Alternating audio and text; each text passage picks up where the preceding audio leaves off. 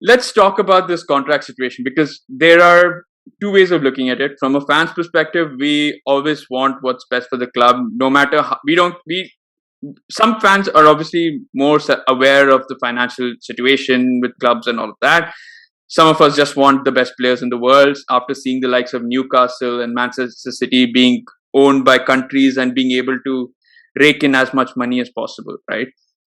So, Anirudh, I know you've already said this twice in the space of probably 10-15 minutes, but let's talk about this contract situation and what is your take on it, in the sense that let's look at it objectively. I know you've already said you want FSG to pay whatever Salah's asking, but okay, why is this taking time? And yeah, what's your take on this entire situation? All right.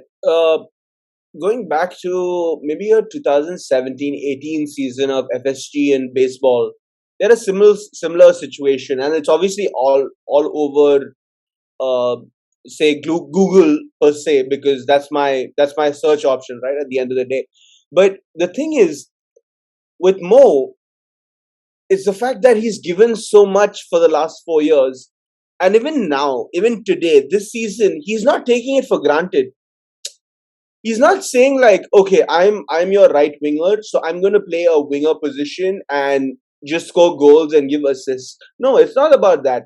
It's about the fact that when Trent is pushing forward, Salah is ready to go back to a right back position and cover for Trent. You guys, like people from a United or a Chelsea or a City, don't understand this whole covering up situation that Mo is catering to. Maybe even FSG doesn't understand it, because for them it's the business perspective.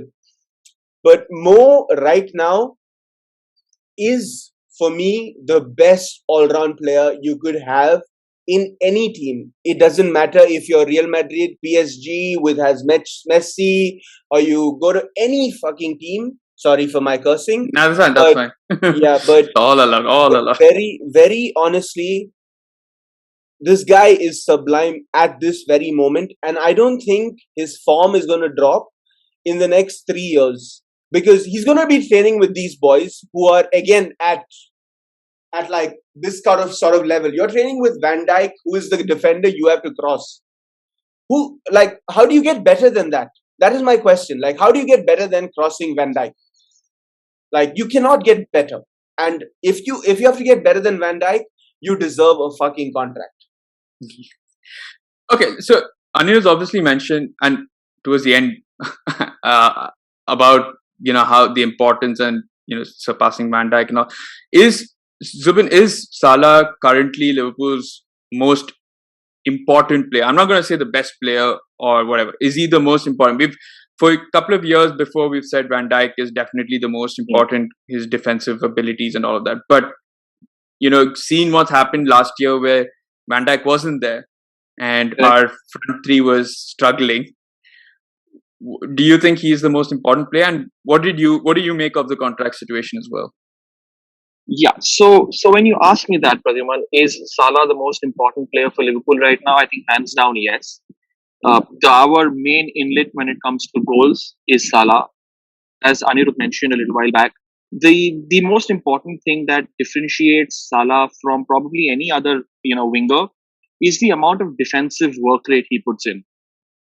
Goals, yes. Did any of us believe that he would score the number of goals that he is? I doubt it. So and when you look at it as the most important player right now, Van Dijk is a close second, as we were speaking earlier as well. The idea of having Salah there from both an attacking outlet as well as a defensive inlet if required makes him hands down the first name on probably any football starting 11 out there in not only the Premier League but in the world itself. And now when we talk about his contract situation, so I've done a couple of pieces regarding his contract for a few publications. And as you mentioned previously, Paddy, as well, there are two sides to the coin, right? As fans, it's not our money, so we believe कि यार दे दो पैसे, 500,000 मांग रहा है, 600,000 मांग रहा है, दे दो पैसे. Yeah. As fans, we want to have the best player in the world playing for the team we support.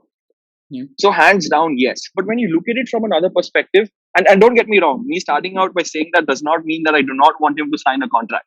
Yeah. I think that FSG are taking as long as they have because it's going to be a complicated contract, right? You have to look at it from 3 or 4 different angles. Now, if I look at angle one, and I'm going to probably take a little while to explain, all the 3 or 4 different perspectives. So, perspective number one, Mohammed Salah. He's 29, 30. This is probably going to be his last major contract. There are not a lot of players like a Messi and a Ronaldo who get their best contract at 35 and 34 and 36 and 37.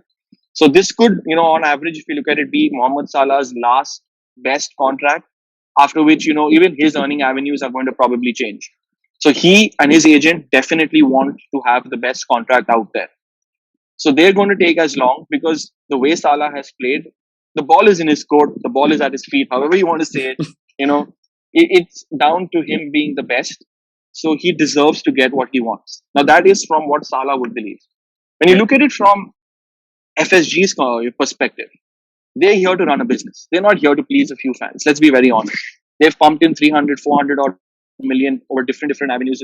They've expanded the stadium. They've ensured that, we've signed a few players which are, multi-million dollar players as well. But when you look at it, what makes this contract so tricky? Why was it so easy to get Van Dijk to extend? Why was it so easy to get Arnold to extend? They're probably the best in their positions as well. What makes it tricky, in my opinion, over here is that they have to break their wage structure. They have to change their business model. Mohammed Salah gets 500,000 a week, or as right now, whatever I've heard and I've spoken to other journalists as well, the number's around 385,000 a week. They're going to be breaking their wage structure, changing their business model, and opening themselves up to every player they sign in the future Yeah. who would expect 380,000 at least. Now, I agree, they have very strategically tied down the entire spine of Liverpool before they've given out the contract to the best player. Because if they would have done Salah first, and if Van Yeah. Dijk says, you know what, if I'm not getting 400, I'm not signing, then you have nothing to do. So that is why this has been a very tricky contract situation. I think I was speaking to Farrell, someone from the Empire of the Cop, and Okay. when I was speaking to him, and I think this entire negotiation has been running for 4 months now, and this is eventually going to be the most expensive record contract a Liverpool player has ever signed. So from those perspectives, it becomes a little tricky as well. And then the third and final perspective is us fans, right? We're desperate to see him tied down. We will probably do whatever from making a GoFundMe page to probably holding banners saying "Bhai sign karwa lo usse." So from those perspectives, it is something which is very tricky from FSG's perspective, and they're going to take their time, but eventually he is going to sign it. And looking at the way they've announced all the contract signings before this, it's going to be done in the winter window, when I believe that we're not going to be making any additions to the team. So that is what I believe is FSG's strategy. And if you ask me the question of should we look at someone to kind of who can we replace him with, and if he decides not to sign, or FS or PSG come in, or if Real Madrid come in, the answer is he's not leaving. He has openly mentioned that he loves the city. He's openly mentioned that he's created a beautiful relationship. His family has created a beautiful relationship with the locals. And all of that also kind of adds up to, making him take that decision. So for me, it's not a decision or a matter of whether he will sign or not, but it is just a matter of when he will sign it. All right. Okay, so shall we call it a day? We've got your opinions on this. No, I'm just kidding. Just kidding. Yeah, Anirudh, go on. So see, the thing is, I like Zubin. I completely like. My understanding is that you're an analyst with a football firm, and because you've got into like details that, as a football lover and someone who loves football, I wouldn't have gotten into, right? So my understanding, see, I'm as a fan, and I watch all the games for the Premier League, from Friday to Monday morning, I'm just watching Premier League games, right? So, as someone, I understand what you're saying. FSG has to be ready to take that risk. They've not taken that risk as a business entity in half a decade. They've not taken that risk. Now, as a business entity and someone who thinks on that tangent, I would put it on Mo Salah. You have people who are ready to pay 100 million for Ronaldo and for a Messi, but you're going to have the same thing for Mo when he's 34, because he's not going to drop. I don't think he's going to drop in the next 2 years.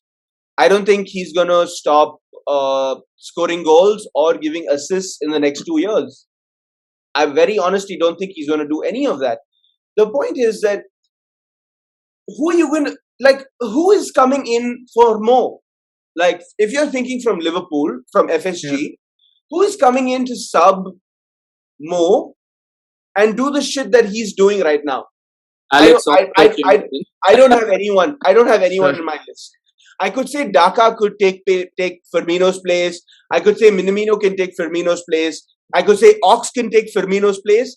But I have no one that can do what Mo can do with the ball at this point of time.